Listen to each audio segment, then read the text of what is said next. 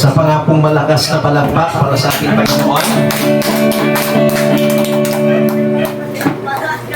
Sa gabi pong ito ay patuloy po tayong makikinig ng salita po ng ating pong Panginoon. Ang ating pong teksto ay matatagpuan po sa aklat ng 2 Chronicles chapter 16 verse 9. Nais ko pong basahin sa Magandang Balita Biblia. Ang sabi po dito, nagmamasid si Yahweh sa buong daigdig upang tumulong sa lahat ng tapat sa Kanya.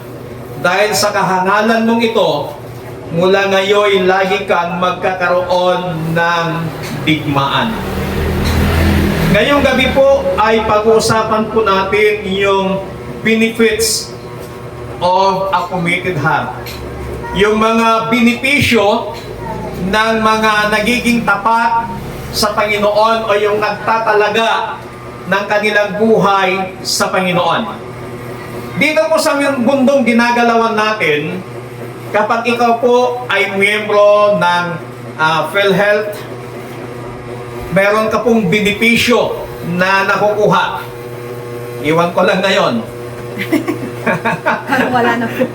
Kung ikaw ay miyembro ng SSS at pagdating ng iyong retirement, makakatanggap ka ng iyong tinatawag na monthly pension at depende po sa taas ng iyong contribution kada buwan. At kung ikaw naman ay miyembro ng 4Ps, yung 4 na P, ikaw naman ay may mga benepisyong natatanggap. At kung ikaw naman ay miyembro ng ISI o senior citizen, ang benepisyong natatanggap ay meron pong 20% na diskwento sa lahat ng bilihin at meron din pong tinatanggap na allowance mula po sa gobyerno na 500 ata kada buwan ang mga senior citizen. So lahat ng yan ay may mga benepisyo pong natatanggap. So kung dito po sa ibabaw ng lupa ay may mga benepisyo pong ibinibigay ang mga grupo o ang ating pamahalaan kung saan ka miyembro, mas lalong higit naman pagdating po sa ating Panginoon ay may benepisyo din pong natatanggap ang sinumang nag-aalay, naghahandog ng kanilang buhay sa Panginoon. Sa atin pong binasa, ayon po sa atin pong teksto, may 3 pong benepisyo na matatanggap, mararanasan ng bawat tao na magiging tapat sa Panginoon at bawat tao na magtatalaga ng kanilang buhay sa Panginoon. Alam nyo, yung pagiging tapat sa Panginoon, yung loyalty natin sa Panginoon, nasusubok yan sa panahon na kung tayo po ay mag-isa. Kumusta po tayo kapag tayo po ay nag-iisa? Kapag tayo po ay nakasama natin ang mga hindi mananampalataya, na kapag ang mga kasama natin ay ganito pong mga grupo, kumusta po tayo? Napapanindigan ba natin yung ating pagiging loyal sa Panginoon? Napapanindigan ba natin yung ating pagiging tapat sa Panginoon? Ako po ay nakakasalamuha sa mga iba't ibang occasion. Minsan kasama yung mga PNP, kasama yung mga politiko, mga mayor, governor. Nakakasama po natin sila sa isang occasion dahil naiimbitahan po na tayo minsan. At minsan ay inaalokan ka ng alak. Umiinom po sila, pero ako na nandun sa upuan, sa lamisa, hindi pa kumiinom. Binubulong ka na lamang doon sa kasamahan na soft drinks na lang. Ngayon, ang ginagawa nila minsan sa akin, sinasabihan nila si Mayor. Tapos si Mayor ang mag-aalok sa akin. Sabi nila, tingnan ko nga lang kung matatanggihan mo pa yan. Minsan parang ang hirap tanggihan pag yung Mayor ang magbibigay sa iyo, sir, inom ka muna. Bibigyan ka ng baso, may laman ng alak.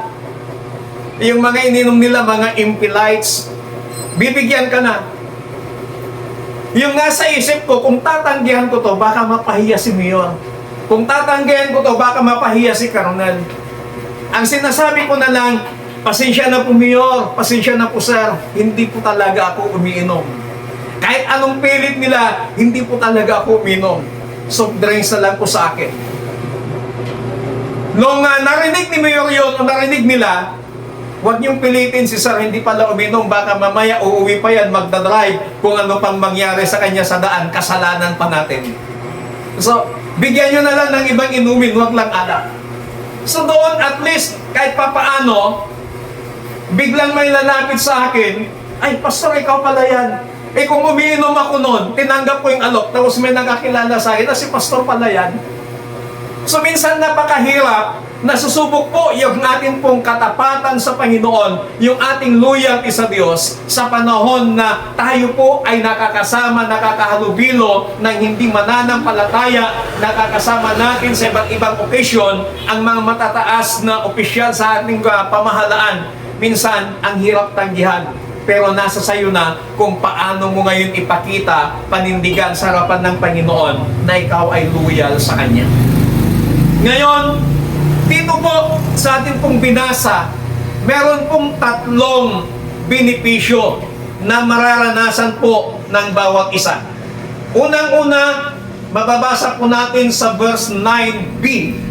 Ang sabi po dito, "For the eyes of the Lord reigns throughout the earth to strengthen those whose hearts are fully committed." Nagmamasid si Yahweh sa buong daigdig upang tumulong sa lahat ng tapat sa Kanya. Number 1, benepisyo, you are strengthened by God. Ikaw ay pinapalakas ng Panginoon.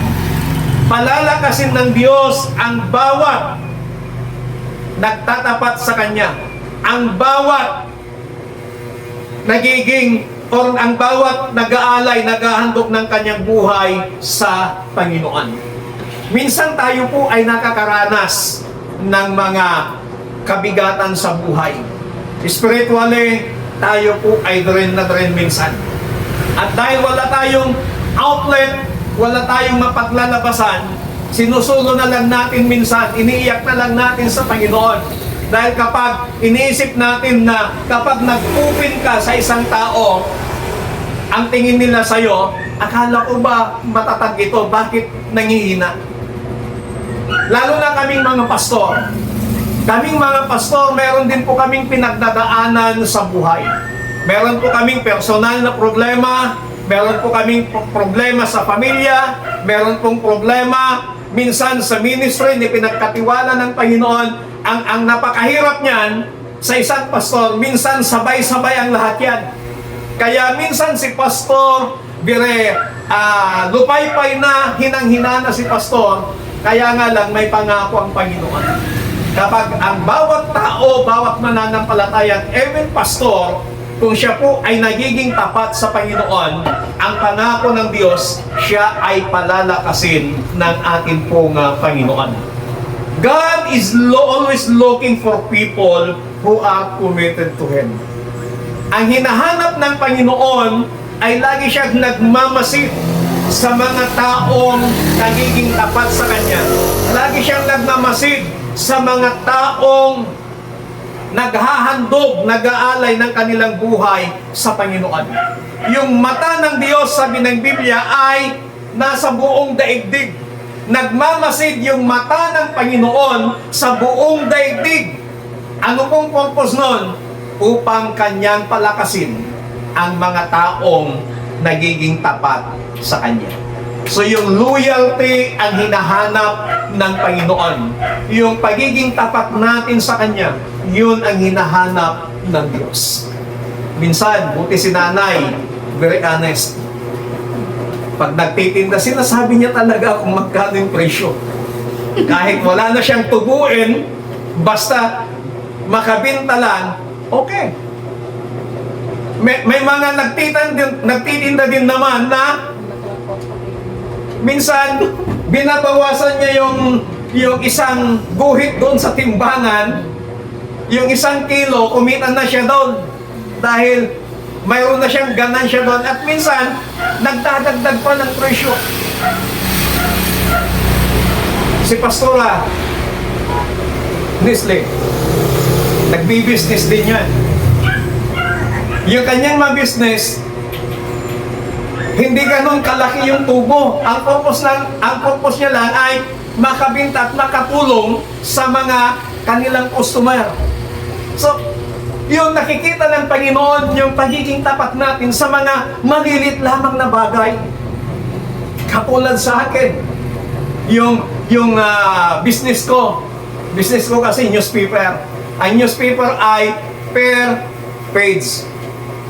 Ngayon, pag ang price per page, 20,000, half page, 15,000, 1/4, 6,000, 1/8 per size. Ngayon, sasabihin mo sa client, pag pumatawag minsan yung client o kaya'y sa kagustuhan mo na meron kang client, sasabihin mo na lang sa kanya, kahit pampalit na lamang ng imprinta. Kahit pampalit lamang ng imprinta, katulad nito, meron pong nagpadala sa akin na isang client from Isabela na 2 ads yung kanilang ipinadala. Tumawag sila, wala kaming usapan yung price. Basta ang sabi, dating gawi sir. Sige po. So yun yung sinasabi ko na hindi ka magtataas ng presyo na nakatulong sila sa'yo, nakatulong ka din sa kanila, parang give and take. So yun yung loyalty na sa mga business, ipakita mo yung loyalty mo doon sa client mo, loyalty mo na hindi gaanong mataas yung presyo na natutulungan kanila, nakakatulong ka din sa mga customer mo o sa mga client mo. Yun yung tinitingnan ng Panginoon na nagmamasid siya sa buong mundo. Tinitingnan niya kung gaano ka katapat. Nasa business area ka, gaano ka katapat. Iti Pilipino namin no, na dumakayat na gumudwa jay, kita na jay, produkto. Kaya minsan natatambakan, hindi nabibinta. Kasi ang gusto natin ay kumikita ng malaki. Pero, ang gusto ng Panginoon, sa maliit na bagay, makita niya na tayo po ay tapat. Dahil pag nakita ng Diyos na ikaw ay tapat, kasing kanyang mata nagmamasid sa buong daigdig, bawat galaw po natin, tinitingnan ng Panginoon kung gaano ka katapat sa Kanya. Tinitingnan ng Diyos yung katapatan natin sa Kanya. Bawat galaw natin, nakabase yan doon sa katapatan natin sa Panginoon. Ngayon, kung natagpuan ng Diyos na ikaw ay tapat, then ikaw ay Kanyang palalakasin. Saan aspito na ikaw ay Kanyang palalakasin? Spiritually. Pangalawa, physically. Palalakasin ka ng Panginoon. Palakpakan natin ng Diyos.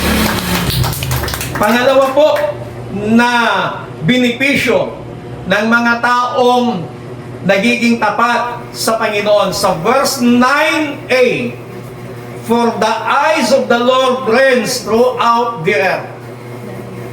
Sapagkat ang mata ng Diyos ay nagmamasid sa buong mundo. You will supported by God. Susuportahan ka ng Panginoon. God will show His strength and support for those who are loyal to Him. Susuportahan ka ng Panginoon. Alam niyo, nung kami po ay nagkaroon ng meeting ng mga pastors from iba't ibang bayan diyan sa Tarlac, nirevive namin yung isang grupo na PPM, Pastors Prayer Movement. Ang purpose noon is for more on encouragement sa bawat pastor. Ngayon, bawat isa po sa amin ay nagbigay ng testimony kung ano yung naging karanasan mula noong nagpastor. Yung isang pastor, nagpatotoo. Yung bottom line ng aming patutuo mula sa una, pangalawa, pangatlo, pang-apat, pang-limang pastor, isa lang yung bottom line na sinabi namin. Although na dami naming mga iba't ibang karanasan ang ipinatotoo, pero isa lang yung bottom line. Kahit kailan, hindi nagkulang ang Panginoon. Amen. Karamihan ng mga kasama namin pastong that time, walang mga trabaho, walang mga source of income, walang mga business. Pero isa lang, kahit kailan, hindi nagkulang ang Panginoon. Yung mga iba, pioneering pastors, walang mga tinatanggap na monthly support mula sa kanilang mga organisasyon. Pero buhay ang Panginoon na if we are loyal to God, susuportahan ka ng Panginoon. Anong klaseng suporta ang ibibigay sa iyo ng Diyos? Materially, susuportahan ka ng Diyos. Financially, susuportahan ka ng Panginoon. Spiritually, susuportahan ka ng ating pong Panginoon. Amen? Naranasan po natin yan. Itong grupo na kinabibilangan po natin, wala pong monthly support na tinatanggap ang mga pastors. By faith, sa pamamagitan ng pananampalataya, ngayon, pag magpupunta ka ng gasoline station, hindi naman pwedeng magbayad ka by faith. Baka mamaya, demanda ka ng gasoline station. Pero sa amin po, sa akin mismo, naranasan ko ang suporta ng Panginoon na kahit kailan hindi nagkulang ang Diyos. Naranasan din ni Pastor Anisle kung paano siya sinuportahan ng Panginoon na kahit kailan hindi nagkulang talaga ang Panginoon. Na sa bawat buhay po natin, anumang sitwasyon ng ating maranasan, hindi nagkulang ang Diyos. Ibig sabihin, buhay at totoo yung salita ng Panginoon na ikaw ay kanyang susuportahan sa lahat ng aspeto ng ating mga buhay. God is a God who lacks nothing, and therefore, He gives everything. Walang pagkukulang ang Panginoon sa makatwid. Ibibigay niya ang lahat ng pangangailangan ng kanyang mga anak. Tandaan po natin, God gives everything na pangangailangan mo, hindi yung gusto mo. Yung pangangailangan. Iba yung wants doon sa needs. Kung ano yung needs mo, yun yung ibibigay ng Panginoon. Kung ano yung needs mo, yun yung isusuporta sa iyo ng Panginoon. Hindi yung kagustuhan mo. Yung needs mo ang isusuporta sa iyo ng Panginoon. Palakpakan natin ang Diyos. God is the source of help for all our needs. Siya ang pinagmumulan ng lahat ng tulong, ng lahat ng ating pangangailangan. Kaya, ano pang dahilan na hindi mo ibigay? Ano pang dahilan na hindi ka maging tapat sa Panginoon?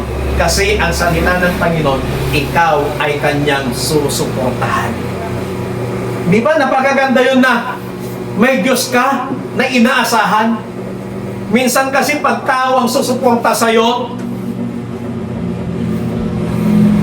minsan hindi niya natutupad, kaya doon nagkakaroon ng misunderstanding, nagkakaroon ng pag hindi na pag-usapan, yung hindi pagkakaunawaan, humahantong sa away, humahantong sa hiwalayan, na kahit anumang grupo, kahit anumang grupo na yan, even religious groups, nagkakaroon ng hindi pagkakaunawaan minsan at hindi na pag-uusapan personally yung hindi pagkakaunawaan, kaya nagkakaroon ng hiwalayan, at kapag naghiwalay, nagkakaroon ng bitterness sa kanilang mga puso. Pero dito po ang sinasabi ng Panginoon na hindi siya nagkukulang sa lahat ng aspeto, kaya siya ay willing na ikaw ay susuportahan sa bawat pangangailangan mo. Ang tanging susi lamang para maranasan natin ang mga yan, maging tapat tayo sa Panginoon. Magpakatapat tayo sa Panginoon. Ibigay natin yung ating buhay sa Panginoon. Hindi po sayang yung mga oras na nandito po tayo. Hindi po sayang yung mga sandali na tayo po ay nagkakatipon-tipon dito. Yung iyong pag-upo dyan, yung paglipas ng oras, hindi po sayang yan. Why? Pag nakita ng Panginoon na ikaw ay tapat, then yung support ng Panginoon ipagkakaloob niya sa iyo. Pangatlo at ang panghuli na benepisyo ng mga taong tapat sa Diyos. Ang sabi ko dito, basahin ko po, napakaganda po yung version na The Message. Ang sabi po dito, God sa 2 Chronicles chapter 16 verse 9, sa ibang version ng Biblia, God is always on the alert, constantly on the lookout for people who are totally committed to Him. Number 3, you are protected by God. Puprotektahan ka ng Panginoon. Yung salitang ginamit po dito is look out.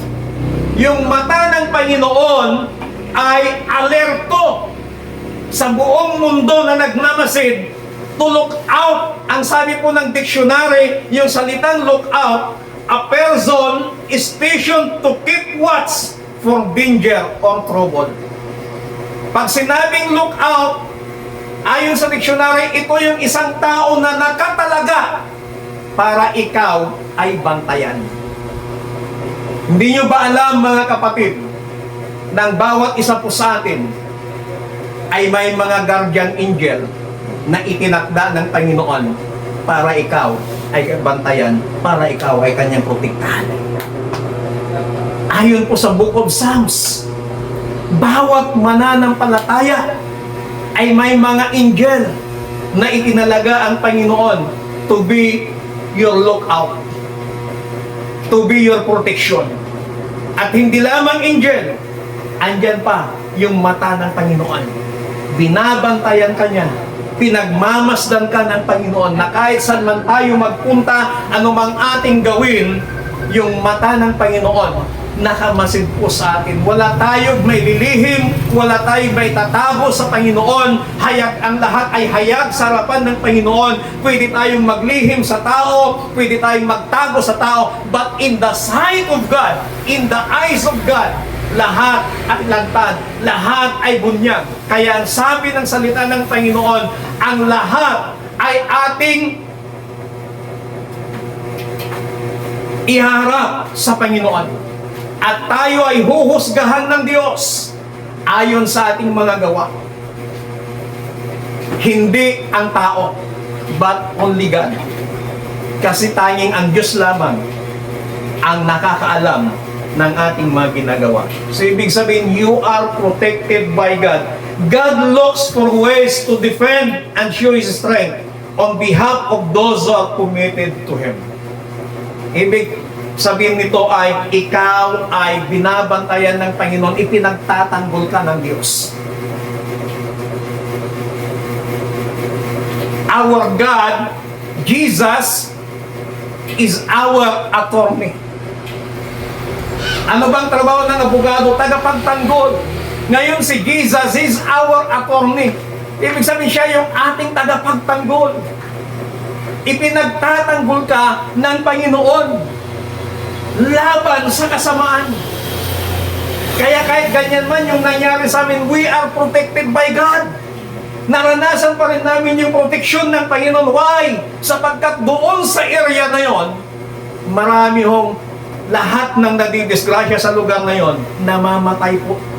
50-50, wasak na wasak. Pero kami po, buhay na umuwi. At sabi nga ng mga tao doon, napakaswerte nyo, ganyan lang yung nangyari sa inyo. Because we are protected by God. Hindi kanya nais na ipahamak ng Panginoon. Kaya lamang nangyari yun sa amin, nakuha namin yung mensahe ng Diyos. Bakit nangyari yun sa amin? Kasi may mission kami sa lugar na yan na may isasalba yung buhay ng isang tao na magpapakamatay dahil sa tindi ng problema na kanyang pinagdadaanan. Kung hindi nangyari sa amin yon, hindi kami nagtagal sa lugar na yon, kawawang tao kikitilin ang sariling buhay. So you are protected by God. Puprotektahan ka ng ating pong Panginoon. God looks us 24/7. Ang security guard, may oras ang duty. Every 12 hours yan. Hindi nila kayang magbantay ng 24/7. Ang mga nanay, hindi niya kayang bantayan yung kanyang anak 24/7. Pag nagpapatulog ang nanay sa kanyang anak, minsan nauna pang nakatulog yung nanay kaysa doon sa bata. Hindi natin kayang bantayan ang ating mga mahal sa buhay 24/7. But God, kung maging tapat tayo sa Kanya, ikaw at ang iyong pamilya puprotektahan ng Panginoon. Amen. Kaya, I challenge every one of us, maging tapat po tayo sa Panginoon. Ibigay natin ng buong buo ang buhay natin sa Diyos. Why? Because God, kahit kailan, ay hindi po nagkulang ang ating Panginoon. Alam nyo, ang panalangin ko sa Panginoon, Panginoon, hindi ko kayang protektahan ang aking mga pamangkin, ng aking mga kapatid. Araw-araw sa kanilang mga lakad. Maging ako, Panginoon, hindi ko kayang protektahan ang aking buhay. Pero ikaw lang ang maaaring magprotekta sa aking pamilya. Itinatalaga ko sila sa iyong mapagpalang makapangyarihan kamay, kayo na po ang bahala. Minsan may nagsabi sa akin, Sir, sa nature ng trabaho mo, kailangan mo ng protection. Anong protection, sir? Kailangan mo ng ganyan. Tulungan ka namin, sir. Sabi ko, hindi ko kailangan. Baka mamaya, pag may ganyan ako na hawak-hawak, baka yun pa yung mag-trigger sa akin na maging mayabang. Kasi meron kang ipagyayabang. Sabi sa akin, paano sir, pag may mga bagay na hindi magandang mangyari? Ang Diyos, sir, I was protected by God. Naranasan ko noon, that was 2010, kung hindi ako nagkakamali. Merong taga Santa Maria, Pangasinan. Pumupunta sa akin noon sa kuya ko, sa church. Pag pumupunta siya doon, nakasuot ng bullet robe, dala-dala yung kanyang maliit na anak.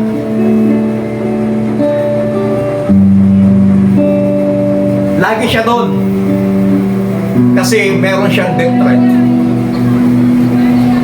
Pagbababa siya sa kanyang kotse, hindi pwedeng wala siyang susunod. Pupunta lang ng SM, naka-bullet robe. Pero nasa loob yung bullet robe niya. Pag tinitingnan mo, laki ng katawan, pero nasa loob yung bullet robe. Tapos naka-jacket.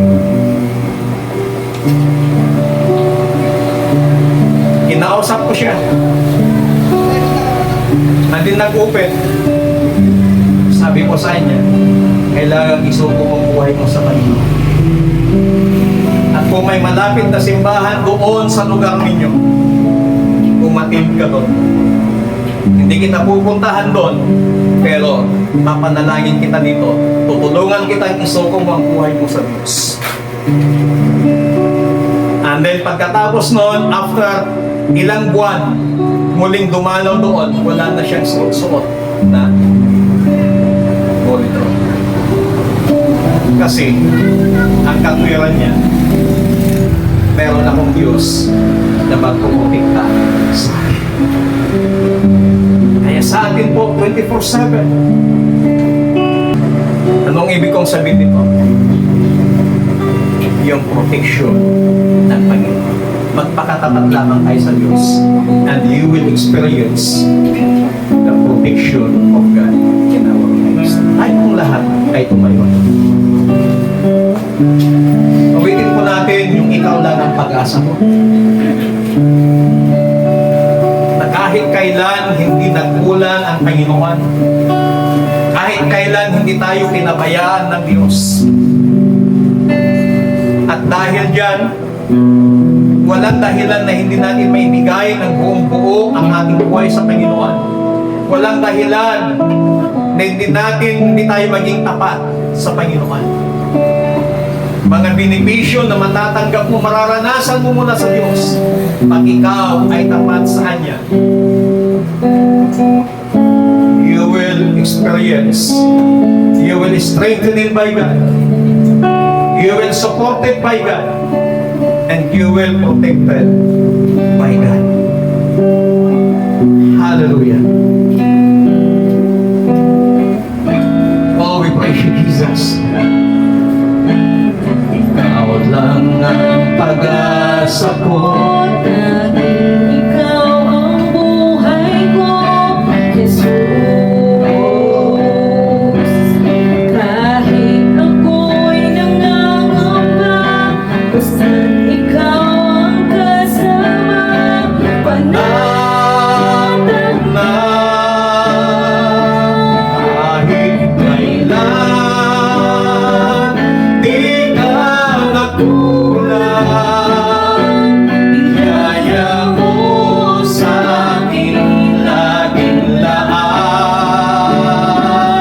Ang pag-ibig mo sa akin walang hanggan. Inibig mo ako.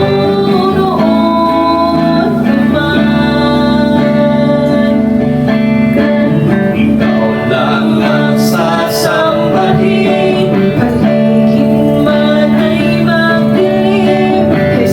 Yes, Lord. Hallelujah.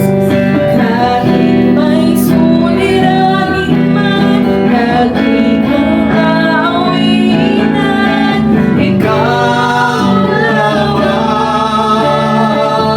kahit kailan di ka nagkulang.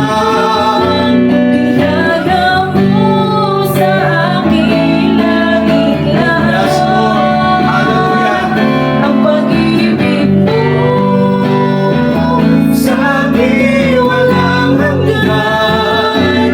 inibig mo ako noon pa man. For the last time, kahit kailan. Kahit kailan di ka nagkulang, biyaya mo sa akin laging lahat. Ang pag-ibig mo sa akin walang hanggan.